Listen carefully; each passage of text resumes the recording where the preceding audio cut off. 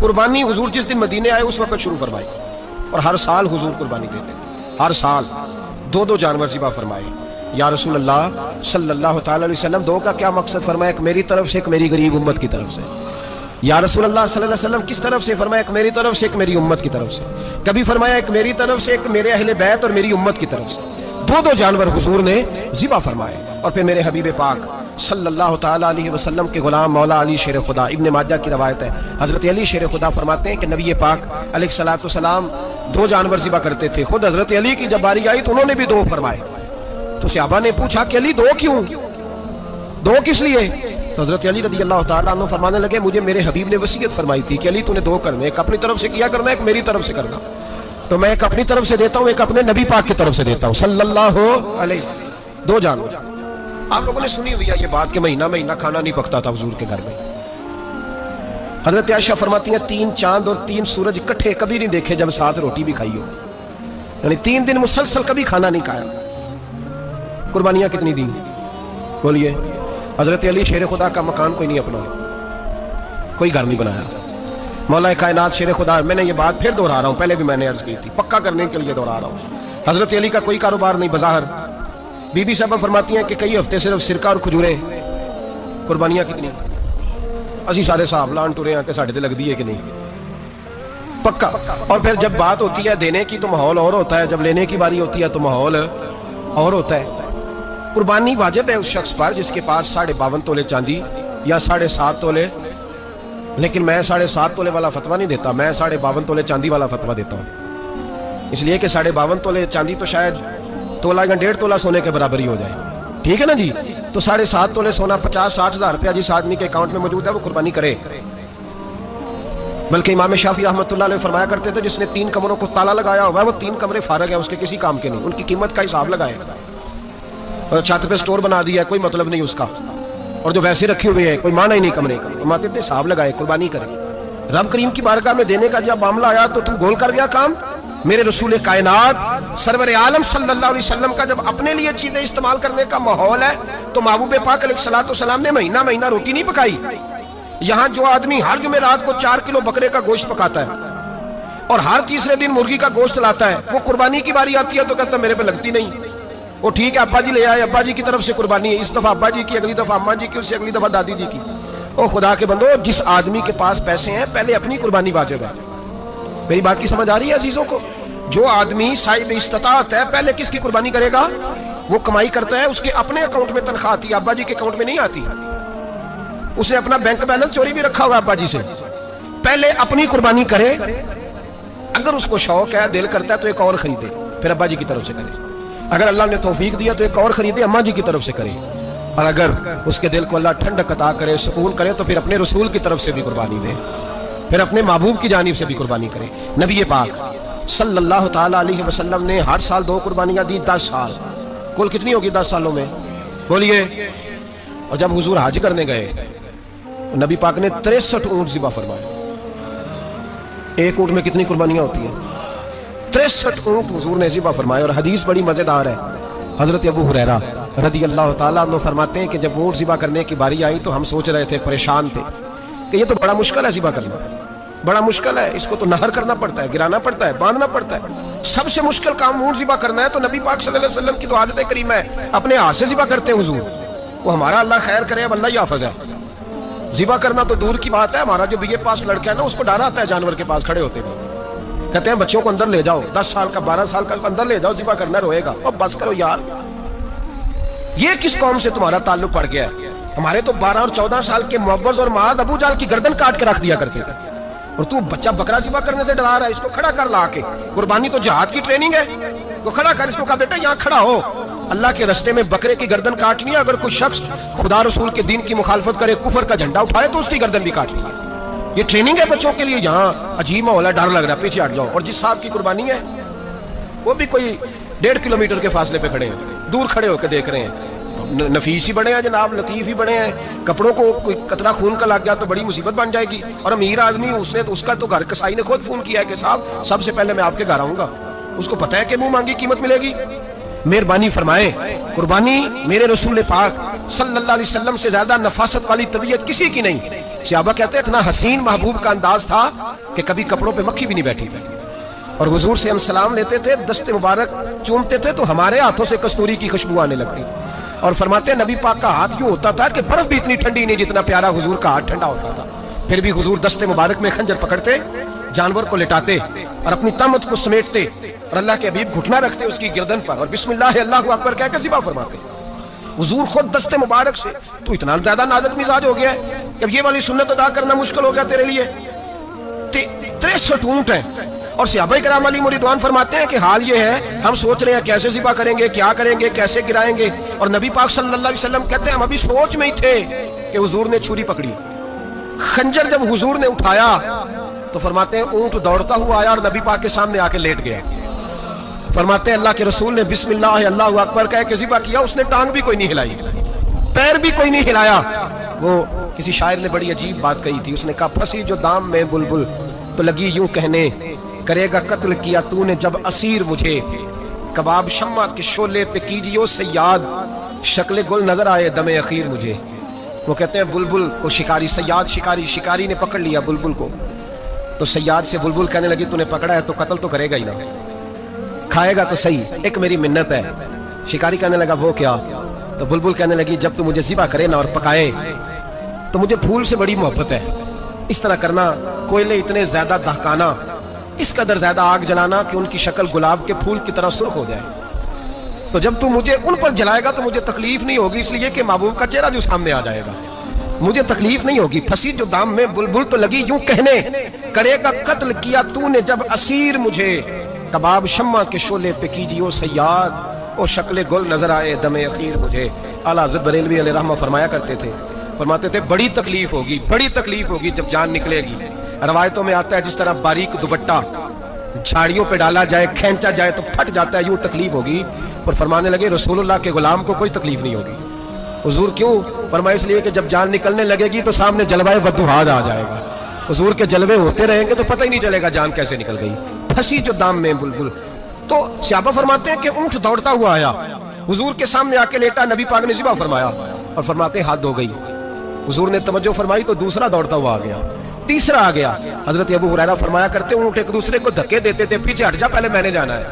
63 اونٹ وادی مینا میں حج کے موقع پر میرے رسول پاک نے دست مبارک سے ذبح فرمائے. ہر قربانی حضور نے اپنے ہاتھوں سے فرمائی. قربانی واجبات دین میں سے, ضروریات دین میں سے, اور کوئی اتنا لمبا چوڑا مسئلہ نہیں. بہت ساری چیزوں کو خود بخود مشکل کر لیتے ہیں.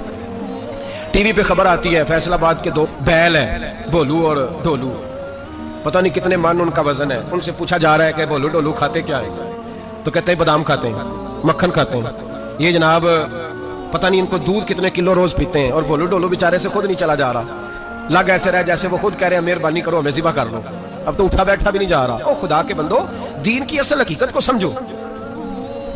یہ تو حضور نے فرمایا خوبصورت جانور لاؤ, یہ کس حدیث میں آیا کہ اسے بادام کھلاؤ؟ آج لوگ انسانوں کو روٹی نہیں مل رہی اور جانوروں کو بادام کھلا رہے ہو. اس کے حصے میں جو اللہ نے شے رکھی ہے نا وہ چارہ ہے, اس کو چارہ کھلاؤ اور اچھے طریقے سے پیٹ بھر کے کھلاؤ.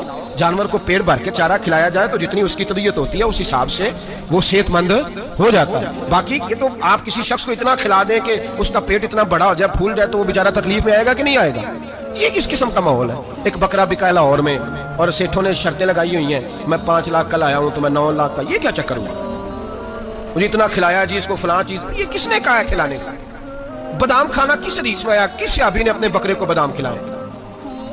کس نے مکھن کھلایا؟ کس نے پیڑے کھلائے؟ بس کرو, عجیب تماشا لگ گیا ہے. اور یہاں تو اتنی بری حالت ہو گئی ہے کہ عورتیں ناچنے لگی ہیں قربانی کے جانوروں کے آگے, بیبیاں بیچنے لگی ہیں. اللہ کے غضب کو آواز نہ دو. یہ قربانی ہے کہ ہر چیز کا, مذہب کی ہر شے کا مذاق بنا دیا ہے. جس دین نے عورت کی اپنی قربانی بھی ہو تو اس کو ذبح کرنے کی اجازت نہیں دی, مرد ذبح کرے گا. جو دین کہتا ہے کہ عورت ذبح نہیں کرے گی, وہ عورت بیچ سکتی ہے اللہ کے جانور.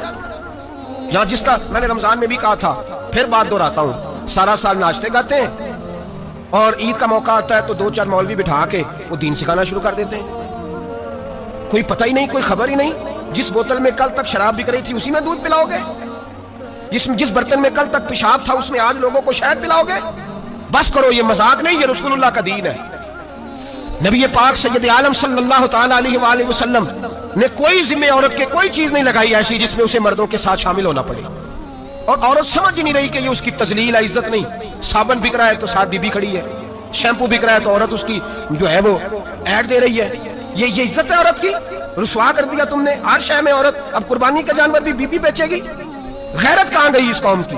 میرے رسول پاک سرور دو عالم صلی اللہ تعالی علیہ وسلم کو کسی نے آ کے کہا فلاں قبیلے کے لوگوں نے عورت کو سربراہ بنایا ہے, عورت کو آگے لگا لیا. فرمایا تباہ ہو گئے وہ لوگ, انہوں نے عورتوں کو اپنے آگے پیشوا بنا لیا. جس رب نے عورت کو نبوت نہیں دی, امامت کرنے کا حق نہیں دیا, کس چکر میں لوگ پڑ گئے؟ 5 لاکھ کا جانور کس لیے لائے ہو؟ 5 لاکھ کا تفاخر کے لیے, دکھانے کے لیے؟ تو اگر 50,000 کا 60,000 کا بھی جانور لاتا تو اچھا آ جاتا.